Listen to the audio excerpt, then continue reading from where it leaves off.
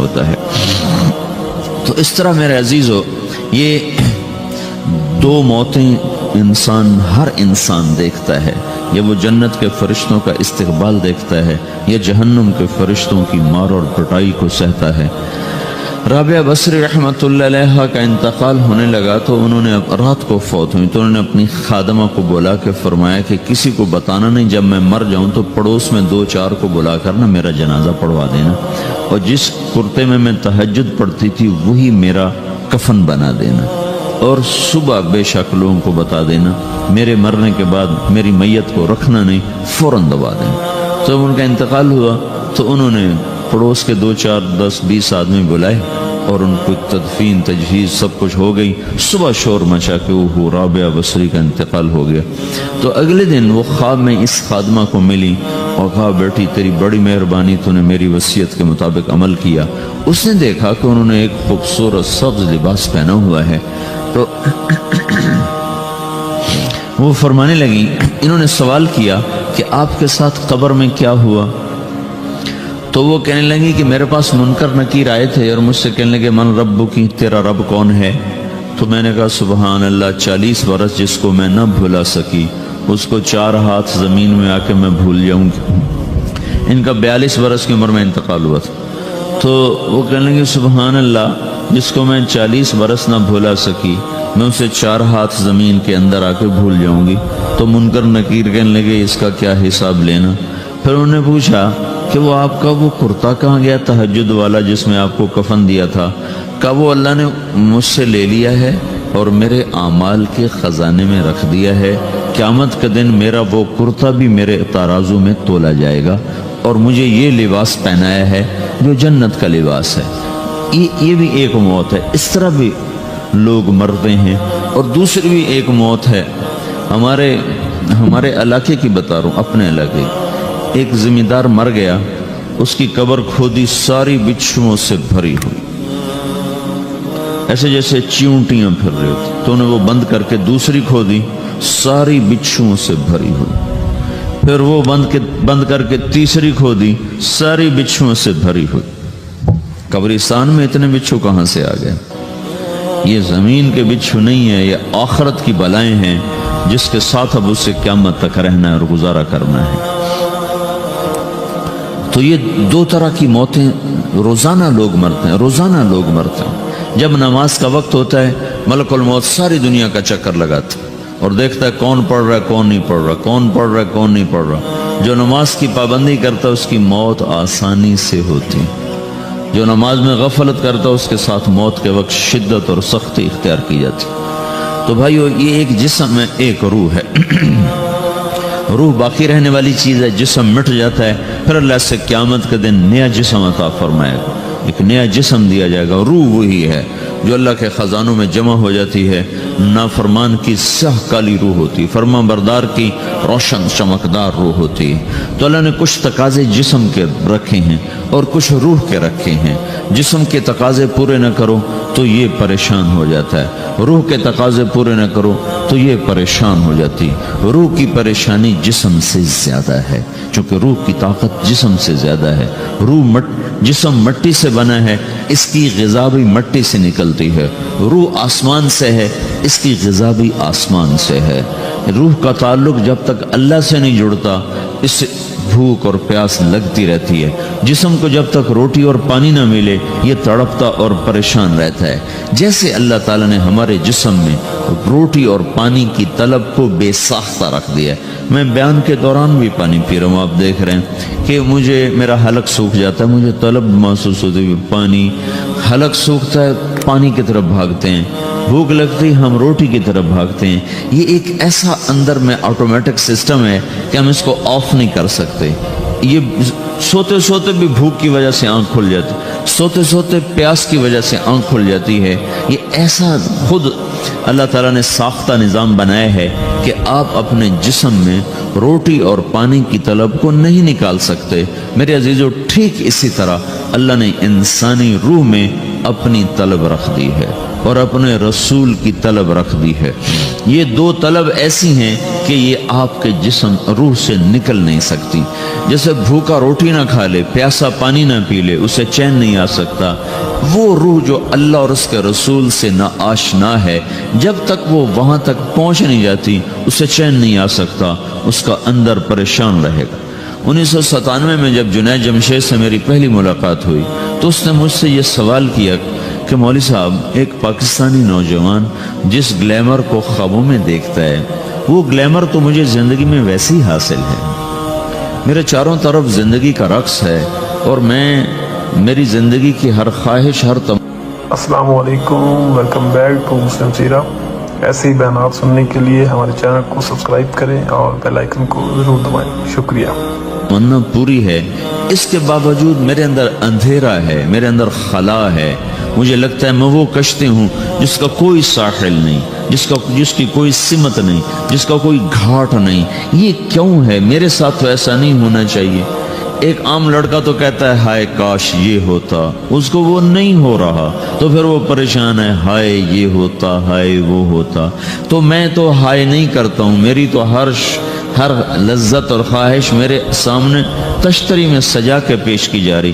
میں کیوں ایسا کر رہا ہوں؟ میں ہائے ہائے کیوں کر رہا ہوں؟ میرا اندر ویران کیوں ہے؟ میرے اندر میں خلا کیوں ہے؟ یہ وہی خلا ہے کہ وہ روح کی پیاس کو شراب میں بجھانا چاہتا ہے، وہ روح کی پیاس کو لڑکی میں بجھانا چاہتا ہے، وہ روح کی پیاس کو موسیقی سے بجھانا چاہتا ہے، وہ روح کی پیاس کو دنیا کی رعنائیوں میں 5 سٹار ہوٹلوں سے بجھانا چاہتا ہے. روح کیا جانے روٹی کیا ہے، شراب کیا ہے، پانی کیا ہے، عورت کیا ہے، موسیقی کیا ہے، گھنگرو کیا ہے، پائل کیا ہے، چھنکار کیا ہے. روح کو ان چیزوں کی کیا خبر؟ امریکہ میں ہماری ایک جماعت تھی تو 4 لڑکے 2 لڑکیاں، 4 لڑکیاں 2 لڑکے مسلمان ہوئے. تو ایک لڑکے کا نام رکھا تھا ابراہیم، اور اس کو جب پڑھایا نا کلمہ، انہوں نے کہا ہائے، انہوں نے کہا ہائے، اور دونوں ہاتھ یہاں رکھے سینے پر، دل پر، کہا ہائے.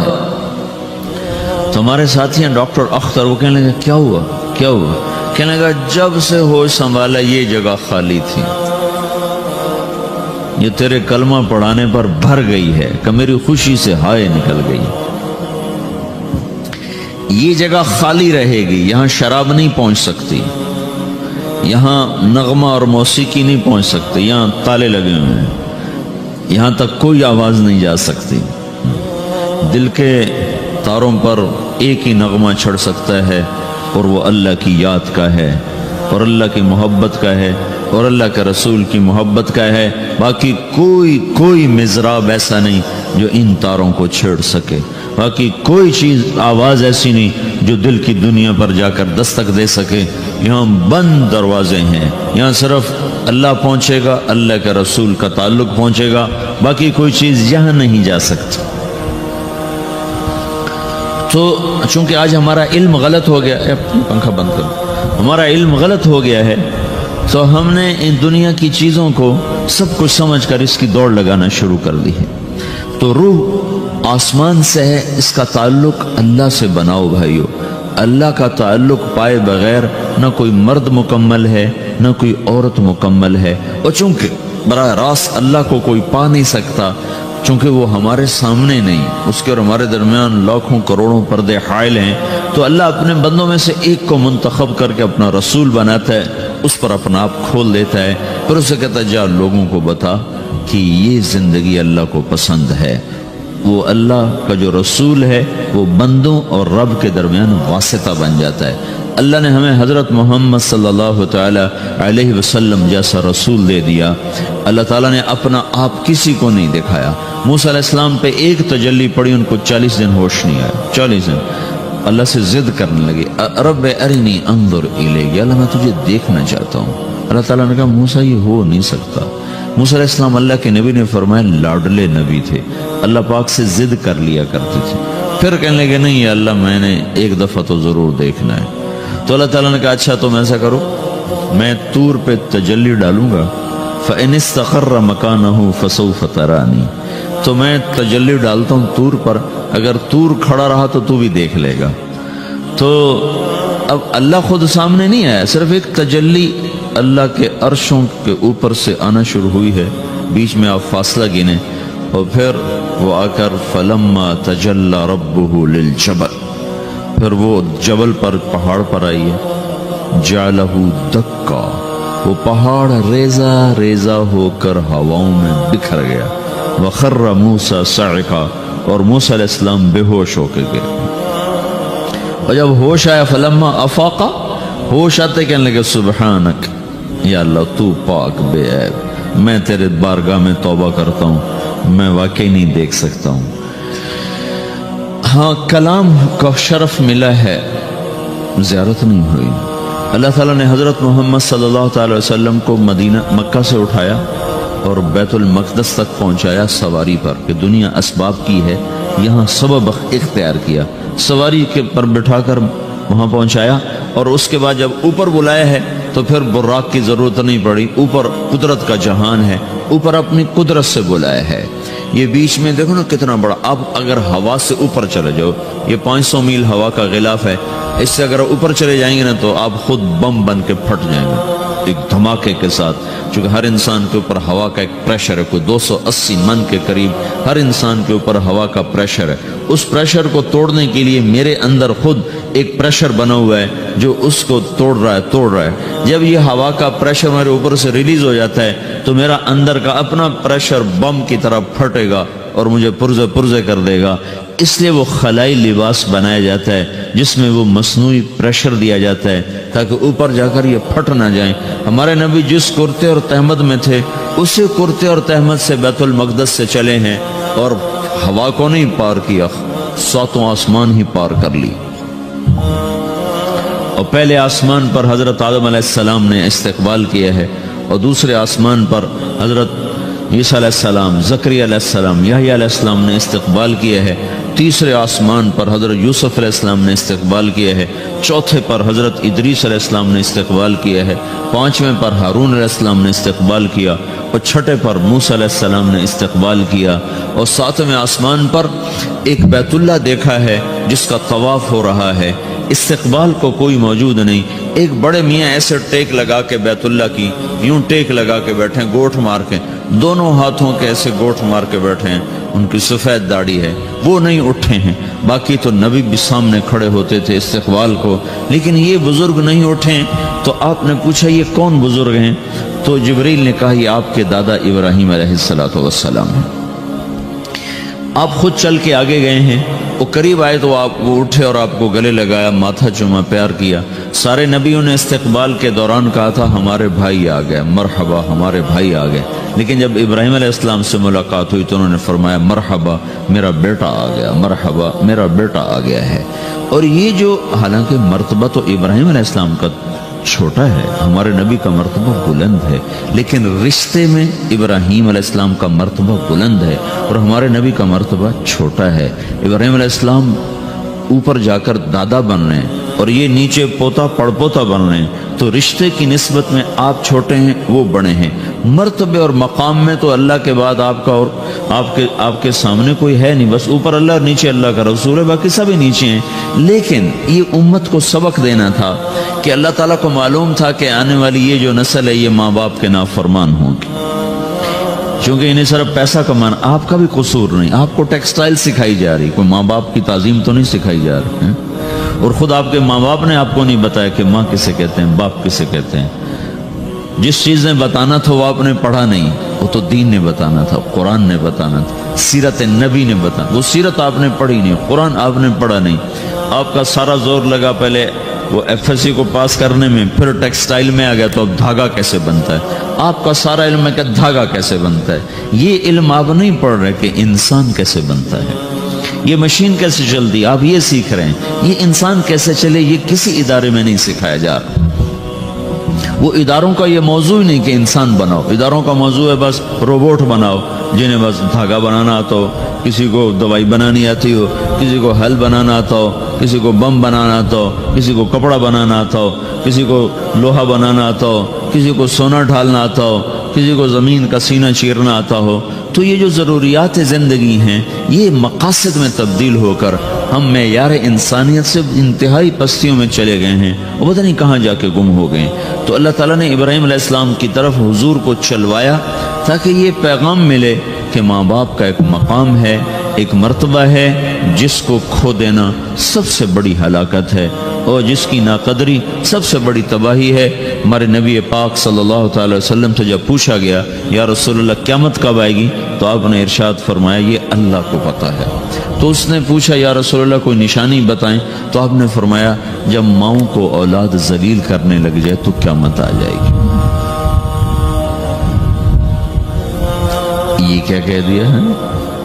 حالانکہ آپ نے صاف کہا ہے جب دنیا میں ایک آدمی بھی اللہ کا نام لینے والا باقی نہیں بچے گا تو قیامت آ جائے گی۔ لیکن آپ نے کہا جب انتلد الامۃ ربتها، جب بیٹیاں بھی ماؤں کو ذلیل کرنے لگ جائیں، بیٹے تو کرتے ہی رہتے ہیں، کہ جب بیٹیاں بھی، جب بچیاں بھی اپنی ماؤں کو ذلیل کرنے لگ جائیں، نوکر کی طرح سلوک کرنے لگ جائیں، تو پھر قیامت آنے آ گئی۔ کب پھر آ گئی۔ ایک لڑکی اپنی ماں کو کہہ رہی تھی بکواس نہ کر، میں سن رہا تھا میرے سامنے کی بات، اور اپنی ماں کو کہہ رہی تھی بکواس نہ کرو، تو اس کے آنسو ایسے ڈھلک کر اس کے گالوں پر نیچے جا رہے تھے، نیچے جا رہے تھے، نیچے جا رہے تھے۔ یہ آنسو وہ ہیں جو ساری کائنات کو آگ لگا دیں گے، زمین آسمان کا نظام زیر و زبر ہو جائے گا۔ تو میرے عزیزو، ہماری بدقسمتی ہے کہ اس ملک کے پیچھے بڑی قربانیاں ہوئی ہیں، لیکن ایسے نکمے نااہلوں کے ہاتھ میں آیا کہ جو اپنی حکومت بچانے کے چکر میں رہے، انہیں نہ خود اپنی تعمیر کا خیال آیا نہ اپنی نسل کی تعمیر کا خیال آیا۔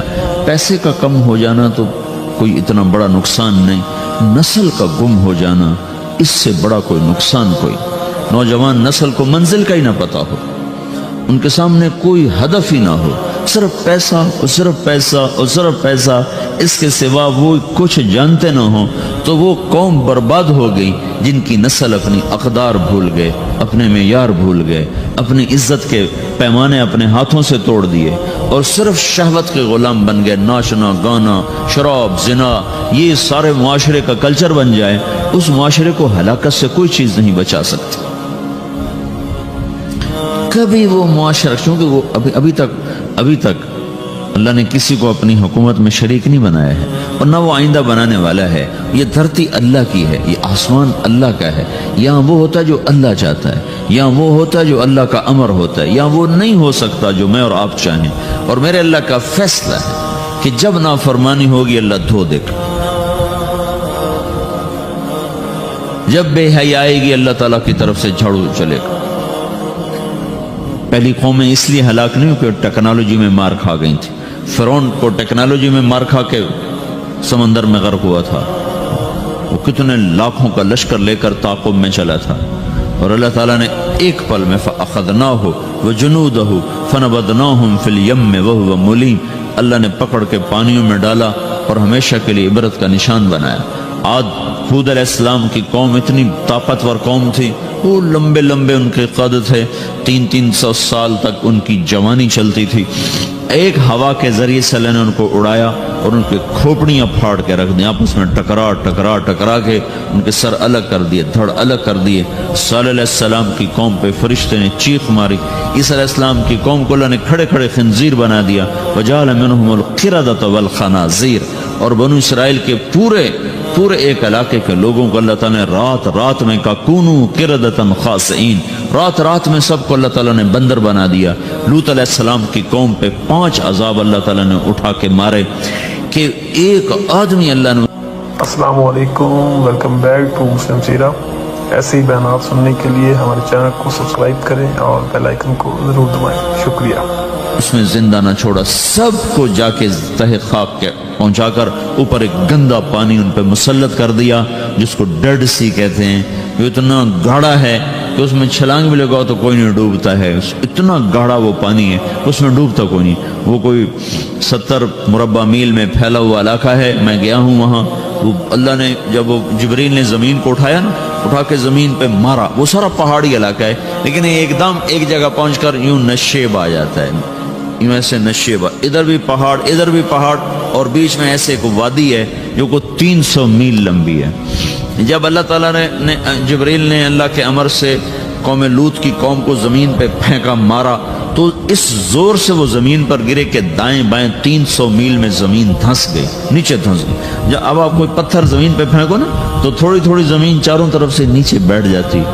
پوری بستی تھی، لاکھوں کی آبادی تھی، جس کو نیچے سے اکھاڑا، اوپر سے جا کر زمین پر جو پھینکا وہ اتنے زور سے گرے کہ 300 میل دائیں بائیں زمین اندر دھنس گئی، ادھر بھی پہاڑ ادھر بھی پہاڑ، اور بیچ میں پوری ایک وہ وادی بن گئی ہے جس میں اب خیر اب آبادی ہے، لیکن وہ جگہ وہاں ابھی تک وہ گندا پانی کھڑا ہوا ہے جو اس بات کا اعلان کر رہا ہے کہ نافرمانی کے ساتھ یہ کیا جاتا ہے، کیونکہ ابھی تک کائنات کی باغ ڈور اللہ کے ہاتھ میں ہے، اور فیصلے وہ آسمان سے کرتا ہے، نظام وہ چلاتا ہے، ترتیب اس کے ہاتھ میں ہے، قدرت اس کے ہاتھ میں ہے، حکومت اس کے ہاتھ میں ہے، فیصلے وہ کرتا ہے۔ کل یوم ہوا فی شأن ان الامر کلہ للہ، ساری شان، ساری قدرت، ساری ہیبت، سارے فیصلے آسمانوں سے ہوتے ہیں، اس کے ملک میں، فیصلوں میں، تدبیر میں، تقدیر میں اور نظام میں کوئی شریک نہیں ہو سکتا، کوئی شامل نہیں ہو سکتا ہے۔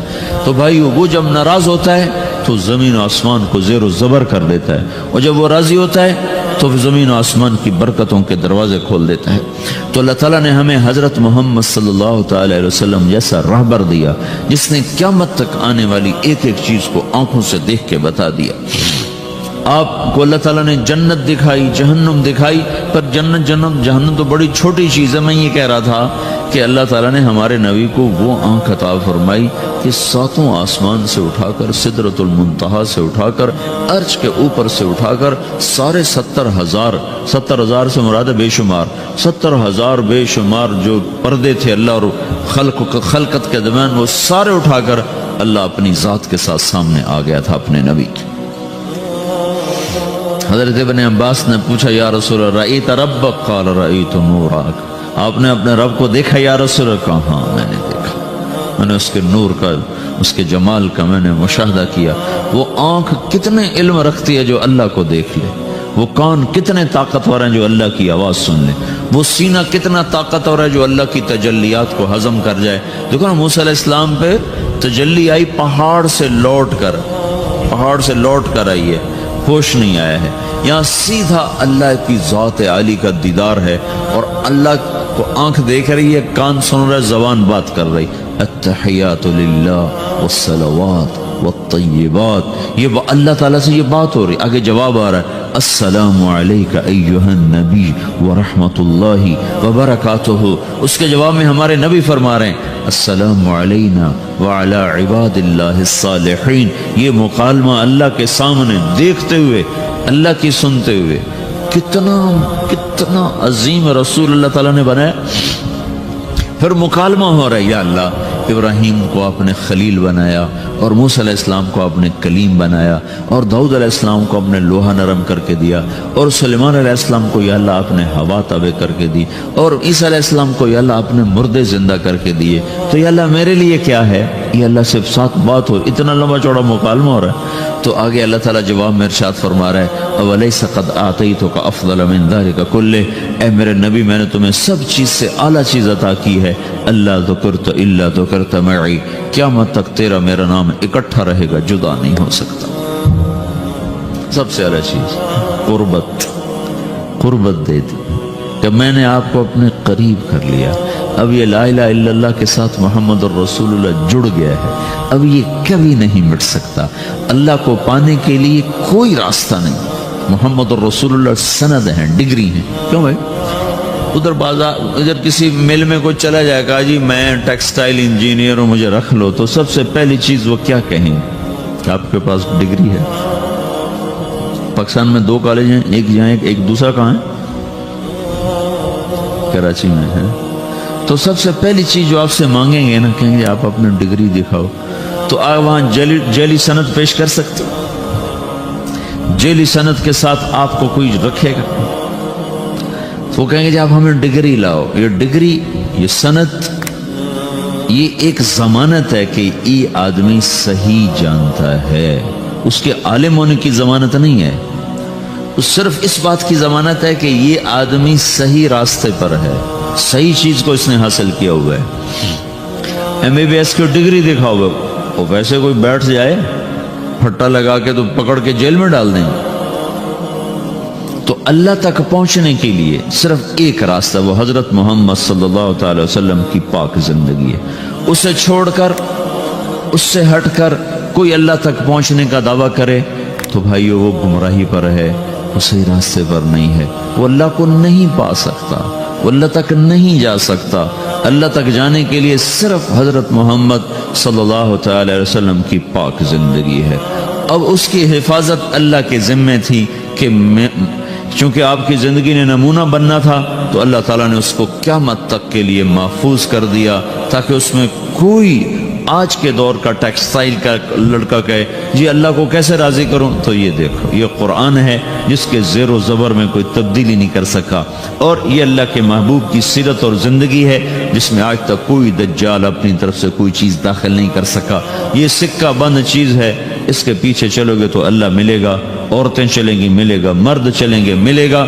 اس سے ہٹ کر ان ترتیبوں کو توڑ کر جو کہیں گے ہمیں اللہ مل گیا ہے تو وہ دھوکے کا شکار ہیں۔ اس لیے قیامت کا ایک نام ہے تغابن، وذالک یوم التغابن، دھوکے کا دن، فراڈ کا دن۔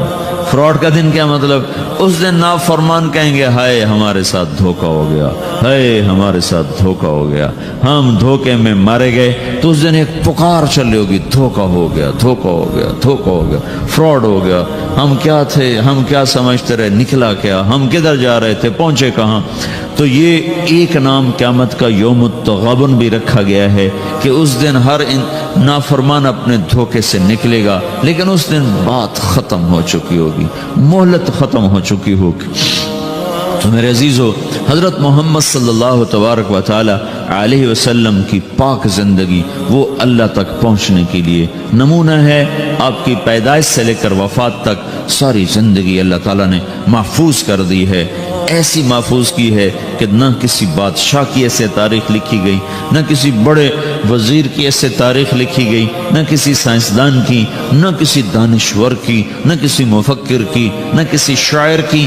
ایک یتیم کے لیے اللہ نے جو قلم چلوایا لوگوں کا، آپ مسکراتے کیسے تھے، آپ روتے کیسے تھے، آپ غمگین کیسے ہوتے تھے، یہ کوئی بات اگر ان باتوں کا ہمیں نہ پتا ہو تو شریعت میں تو کوئی فرق نہیں پڑتا ہے، لیکن اللہ نے وہ باتیں بھی لکھوا دی کہ جب آپ غمگین ہوتے تھے تو ایسے بیٹھتے تھے، یہ آپ کے غم کی نشان، سیدھے ہاتھ سے داڑھی پکڑی ہوتی تھی اور اس کونے کو اس ہاتھ پہ رکھا ہوتا تھا ایسے، اور آپ ایسے بیٹھے ہوتے تھے، یہ آپ کے غم کی نشانی کہ آج اللہ کا نبی غمگین بیٹھا ہے۔ اور تھوڑی دیر کے بعد آپ ایسے سر پر ہاتھ پھیرتے ایسے، اور پھر یوں داڑھی پکڑ کے بیٹھ جاتے، ایسے بیٹھتے تھے۔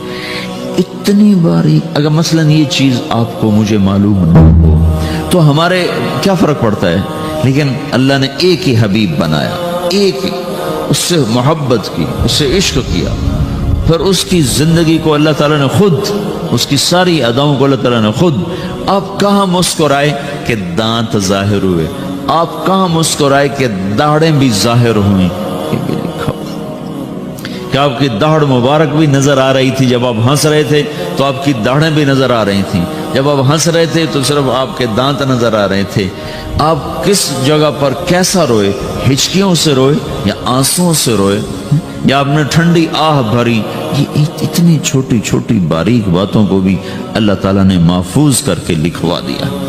آپ کو کیا پسند ہے، آپ کو کون سا گوشت پسند ہے، آپ کو دستی پسند تھی، بکری کی دستی، تو ابو عمر رضی اللہ تعالیٰ عنہ آپ کے لیے نا پکا رہے تھے، دیکھ پکا رہی تھی اور لوگوں کے لیے، تو آپ تشریف لائے، آپ نے کہا ابو عمر یہ مجھے دستی پکڑانا، وہ بوٹیاں کر کے نہیں پکاتے تھے، پورے پارچے پورا حصہ ڈال کے پکایا جاتا، تو انہیں ایسے ڈوئی سے نا آپ کو پوری دستی نکال کے دے دی، تو آپ نے دونوں ہاتھوں سے پکڑ کر اس کو ایسے دانتوں سے نوچ کے کھایا، اور پھر اس کو ہڈیوں کو رکھ کر پھر آپ نے کہا ابو عمر ناولنی الذرا، یہ نکالو اس میں سے دستی نکالو، تو انہیں دوسری نکال کے دی، تو آپ نے ایسے دونوں ہاتھوں سے پکڑ کر اس کو اس طرح دانتوں سے کاٹ کے کھایا اور ہڈی پھینک گیا، ابو عمر ناولنی الذرا، ابو عمر مجھے دستی پکڑاؤ، وہ کہنے لگے یا رسول اللہ اب بکری کی تو دو ہی ہوتی ہیں تو تو آپ نے کہا اللہ کے بندے اگر تو میرے کہنے پہ ہاتھ ڈال دیتا تو جب تک میں کہتا رہتا اللہ میرے لیے نکال کے مجھے کھلاتا رہتا.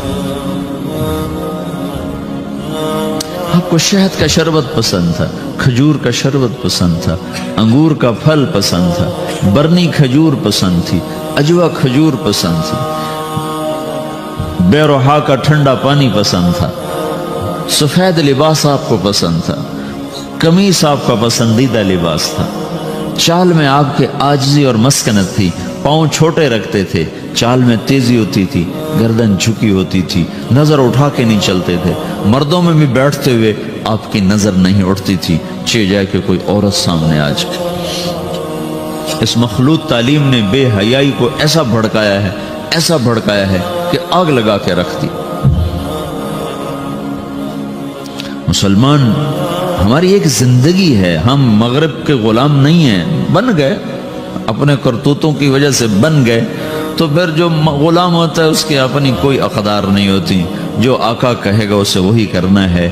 ہماری بدقسمت ہے کہ ہم اپنی نافرمانی کی وجہ سے, اللہ کے نبی نے فرمایا تھا اذا اتخذ الفیء دولا, جب میری امت کے حکمران وہ مسلمانوں کے مال کو لوٹنا شروع کر دیں گے, والامانۃ مغنما, اور امانت جس کے پاس رکھی جائے گی وہ کھا جائے گا, والزکاۃ مغرما, مالدار لوگ زکوٰۃ دینا چھوڑ دیں گے, وتعلم لغیر الدین, اور علماء کے قدم بادشاہوں کے درگاہوں کی طرف, بارگاہوں کی طرف اٹھنا شروع ہو جائیں گے. اللہ کے در سے ہٹ کر وہ بادشاہوں کے درباروں کی سیٹ کے متلاشی ہو جائیں گے. وَأَطَاعَ الرَّجُلُ زَوْجَتَهُ, اور لوگ بیویوں کے فرما بردار ہو جائیں گے. وَعَقَّ أُمَّهُ, اور ماؤں کے نافرمان ہو جائیں گے. اور أَدْنَى صَدِيقَهُ, اور دوست کا استقبال کریں گے. وَأَقْصَى أَبَاهُ, اور باپ کو دھکے دیں گے, ماں باپ سے بدتمیزی کریں گے, دوستوں کا اکرام کریں گے. ماں باپ کو گھور کے دیکھیں گے, دوست کو خوش ہو کے دیکھیں گے. ماں باپ کو پانی پلا کے راضی نہیں ہوں گے, دوستوں کے لیے ان کو مری میں بھی جا کر کھانا کھلانے کے لیے تیار ہو جائیں گے. اللہ کے نبی نے فرمایا کاش میرے ماں باپ ہوتے, میں ان کی بڑی خدمت کرتا, اور نہیں تو میری ماں تو ضرور ہوتی, اور میں عشاء کی نماز کے لیے مصلی پہ کھڑا ہوتا, سورۃ فاتحہ شروع کر چکا ہوتا, اور ادھر میرے گھر کی کھڑکی کھلتی اور میری ماں منہ نکال کے کہتی محمد, تو میں نماز توڑ کے کہتا جی اماں جان. یہ اللہ کے رسول کا جذبہ ہے.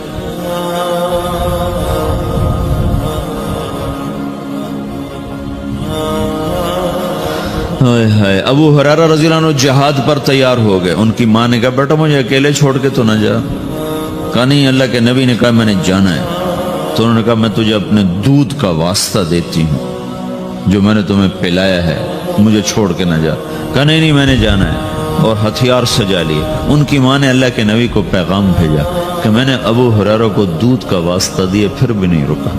ابو ہریرہ ہتھیار سجا کے مسجد میں آئے تو اپنے منہ ادھر پھیر لیا, ابو ہریرہ کو دیکھا بھی نہیں. وہ پریشان ہو گئے, کیا ہو یا رسول اللہ؟ کہ چلے جاؤ, مجھے تمہارے جہاد کی ضرورت نہیں. تیری ماں نے تجھے دودھ کا واسطہ دیا پھر بھی تیرا دل نہ پسیجا, اس کے بعد تو کون سا جہاد کرنا چاہتا ہے؟ کس جہاد میں تو جانا چاہتا؟ آپ جنت میں تشریف لے گئے تو آپ نے جنت میں قرآن کی تلاوت سنی. آپ نے پوچھا یہ کون تلاوت کر رہا ہے؟ تو فرشتوں نے کہا جی حارثہ بن نعمان تلاوت کر رہے ہیں. حارثہ مدینے بیٹھا ہے, تلاوت اتنی آواز آ رہی ہے کی چکر ہے. انہوں نے کہا جی ماں کی خدمت کی وجہ سے اللہ نے یہ عزت بخش. جب قرآن پڑھتا اللہ ساری جنت کو سناتا.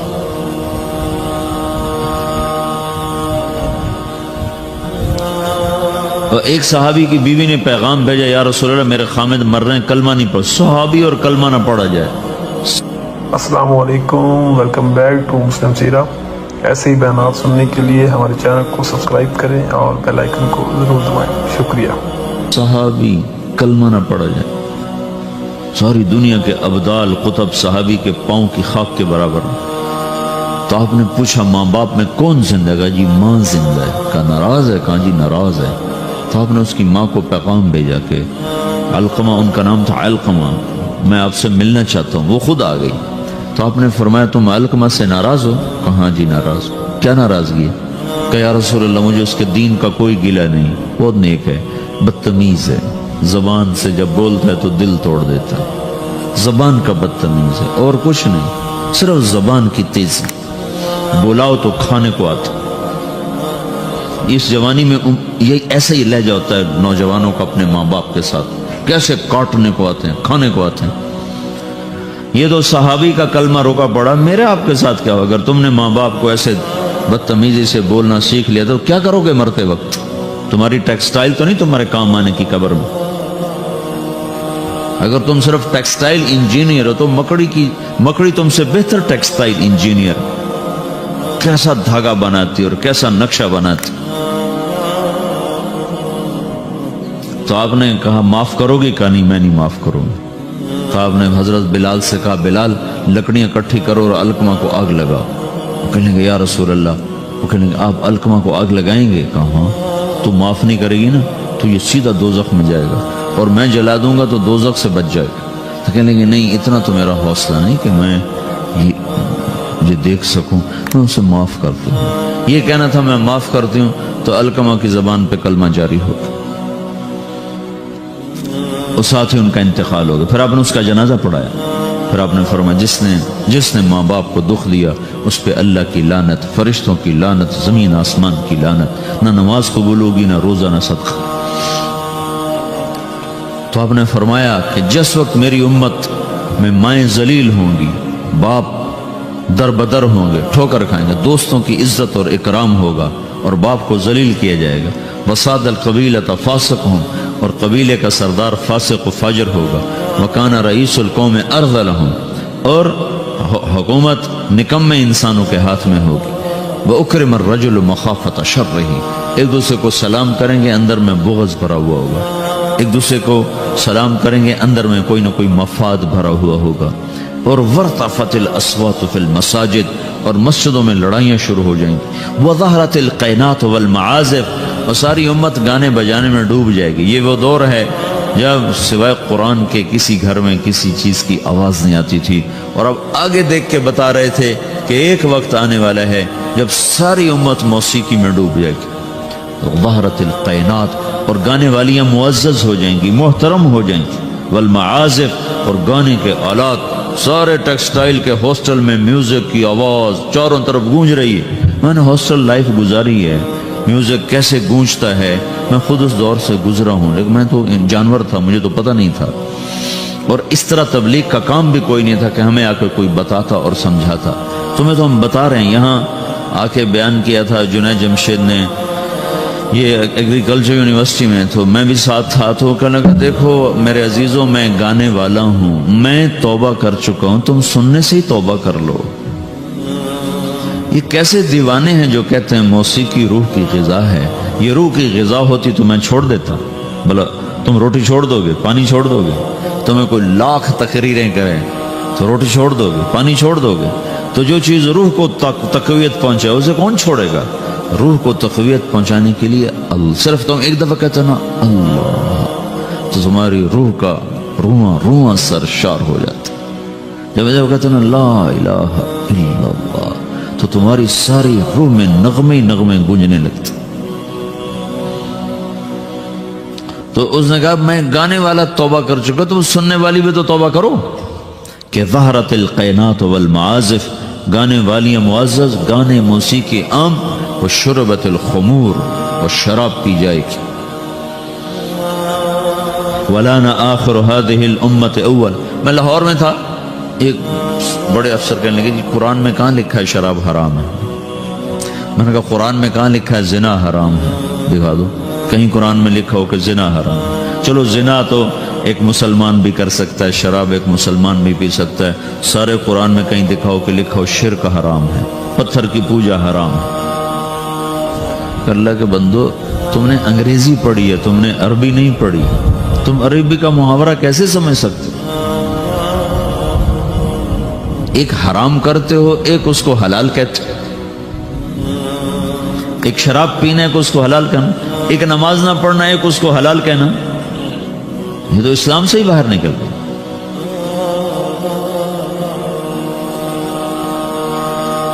چونکہ ہم مغرب کی طاقتور دعوت سے متاثر ہیں، میڈیا بول رہا ہے، ٹی وی چل رہا ہے، سیڈیز چل رہی، کتابیں چل رہی، اور آپ اپنی بنیاد سمجھتے نہیں ہو، آپ کے پاس اپنے دین کے بارے میں کچھ نہیں. 95% نوجوان نماز نہیں پڑھتے.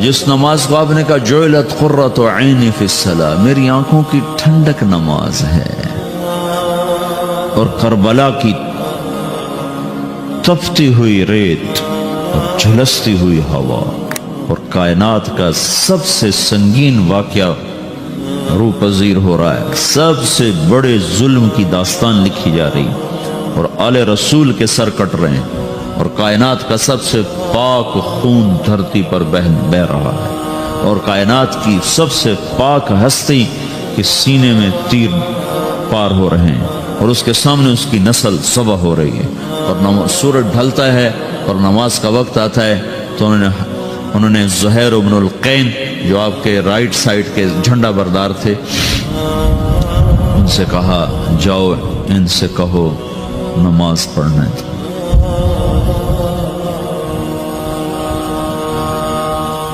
اب نماز پڑھنے کی کیا ضرورت، ابھی تو اللہ سے ملاقات ہو جانی ہے، تو نام بھی پڑھیں تو کیا حرج ہے، تھوڑی دیر کے بعد تو سر کٹنے والا ہے. تو انہوں نے زہیر کو بھیجا، وہ شمر کے پاس کے قریب پہنچے، جنگ تو زوروں پر تھی، وہ شمر کے قریب پہنچے اور زور سے کہا تھوڑی دیر کے لیے جنگ روکو، نماز پڑھنے دو. تو شمر نے کہا تمہاری نماز نہیں ہوتی ہے. تو انہوں نے کہا اللہ کی لعنت ہو تم پر، جن کے طفیل نماز ملی ان کی نہیں ہوتی، وہ اس گھر کی وجہ سے تو نماز ملی ہے، انہی کی نہیں ہوتی، تمہاری ہوتی ہے. تو انہوں نے واپس آ کر کہا کہ جی وہ نماز کی اجازت نہیں مل رہی. تو آپ نے کہا آدھے دشمن کے سامنے کھڑے ہو جاؤ اور آدھے صفے بنا دو، اور نماز شروع ہو گئی اور نماز پڑھی گئی، اور ایسی نماز ہے کہ خون بہ رہا ہے، دھڑ کٹ رہے ہیں، گردنیں جدا ہو رہی ہیں. یہ وہ سجدہ ہے جس جیسا سجدہ شاید پیچھے آنے والے زمانوں میں اور کسی نے نہ کیا ہوگا، کہ جن کے وضو بھی ان کے خون سے ہو رہے تھے.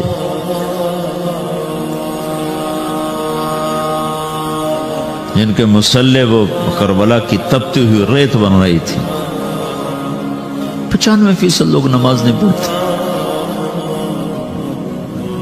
قرآن کا پہلا صفحہ کہہ رہا ہے الذین یؤمنون بالغیب ویقیمون الصلاۃ. سارے قرآن کو ڈھونڈنے کی ضرورت صرف پہلا صفحہ پڑھ لو. کامیاب کون لوگ ہیں جو اللہ پر ایمان لائے، غیب پر، اور نمازوں کو زندہ کر دیا. جمعہ کا دن تھا، ظہر کی نماز پڑھی ہے اور عصر کی نماز سے پہلے شہید ہو.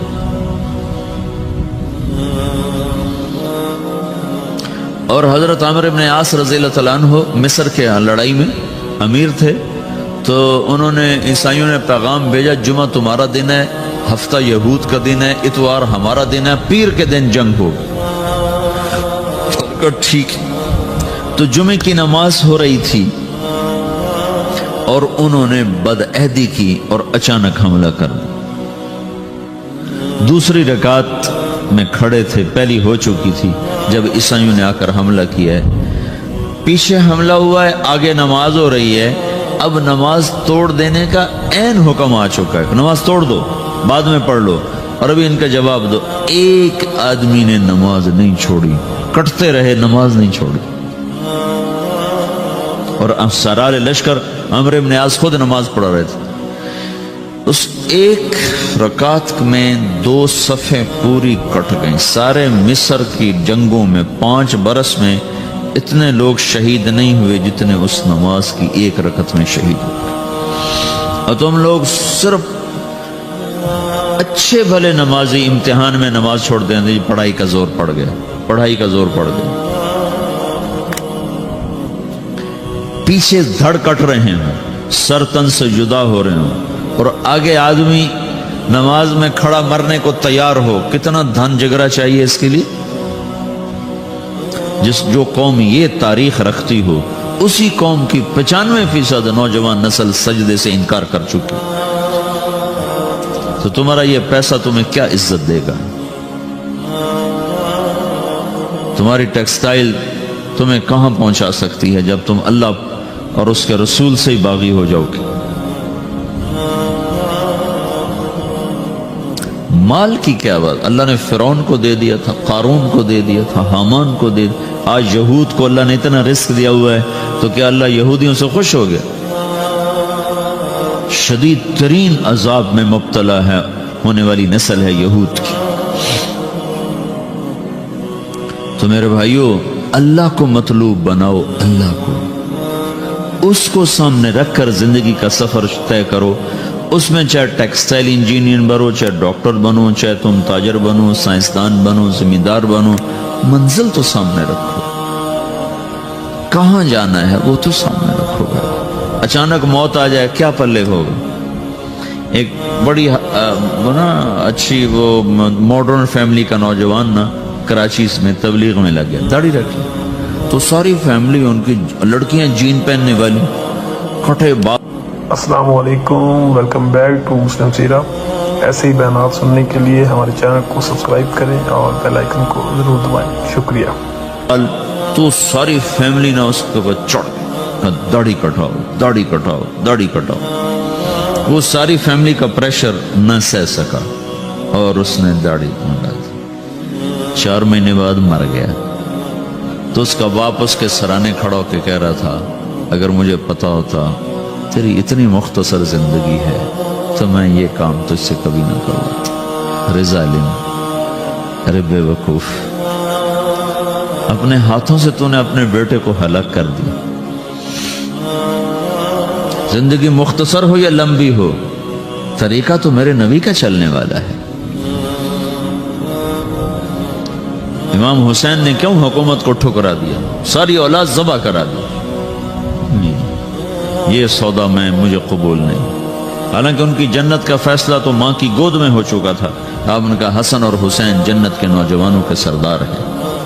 پھر ایک شخص اپنی آنکھوں کے سامنے، اوہ ایک بیٹا ذبح ہو، دوسرا ذبح ہو، تیسرا ذبح ہو، چوتھا ذبح ہو، بھتیجے ذبح ہوں، بھائی ذبح ہوں۔ اللہ اکبر، کیا ظرف ہے، اور ماتھے پہ بل نہ آ رہا۔ سبحان۔ تو تم ایسی تاریخ رکھو، پھر تمہارے ہاسٹل میں دھڑا دھڑ میوزک چل رہا ہو، گالی گلوچ ہو، نماز پہ 8-10 لڑکے مسجد کو جا رہے ہوں، کہاں جا رہے ہیں؟ کیا بنانا چاہتے ہو؟ کتنا کو بن جاؤ گے؟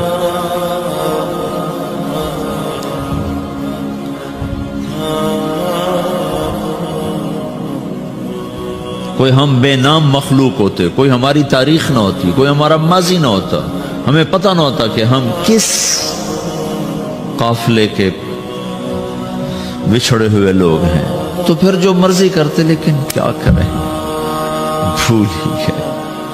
مدت ہوئی صیاد نے چھوڑا بھی تو کیا، تاب پرواز نہیں، راہ چمن یاد نہیں۔ تو بھائیو، ایک بات تو میں یہ آپ سے عرض کرنے میں کہ دیکھو، یہ زندگی پتہ نہیں کب شام ہو جائے، تو اس میں وہ کرو جو اللہ اس کے رسول کو پسند ہے، اس کو سیکھو۔ یہ تبلیغ، اس کو یہاں تم ٹیکسٹائل سیکھ رہے ہو، تبلیغ اس کو سیکھنے کی محنت ہے کہ میرا اللہ کیسے راضی ہوگا، اللہ کا رسول کیسے راضی ہوگا، ان کے پیچھے میں کیسے چلوں، میری زندگی کی ہر صبح ہر شام اس ترتیب پر چلے، اس کو سیکھو میرے عزیز۔ بلانے والا اچانک بلاتا ہے، پتہ بھی نہیں چلتا۔ تو اپنی زندگی میں دین کو آگے رکھو، آخرت کو آگے رکھو، اپنی دنیا کو پیچھے رکھو، دنیا کے سلسلے پیچھے رکھو۔ اور دوسری چیز یہ ہے، جو پڑھ رہے ہو اس کو بھی نہ صرف کمائی کے لیے مت پڑھو۔ ساری کی ساری امت ڈاماڈول ہے اور سب کا قبلہ پیسہ بن چکا ہے۔ ہر شعبہ اور فن اس لیے پڑھا جا رہا ہے کہ اس میں پیسہ زیادہ ہے، اس میں پیسہ زیادہ ہے، اس میں پیسہ زیادہ ہے۔ اس ذہن کا معاشرہ وہ قوموں کو کسی بھی کنارے نہیں پہنچا سکتا۔ تم ہمارا قیمتی سرمایہ ہو، اگر تمہارا کمپیوٹر صرف پیسے پر فٹ ہو گیا تو تم خود بھی ہلاک ہو اور نسل بھی ہلاک. تو تم اپنے کندھوں پر ایک اجتماعی ذمہ داری محسوس کرو کہ ہم نے باطل کی ٹیکنالوجی سے آزاد ہونا. یہ تو ایک کائناتی علم ہے، نہ کہ مغرب کا علم ہے. جو قوم محنت کرے گی اللہ ان کو دے دے گا.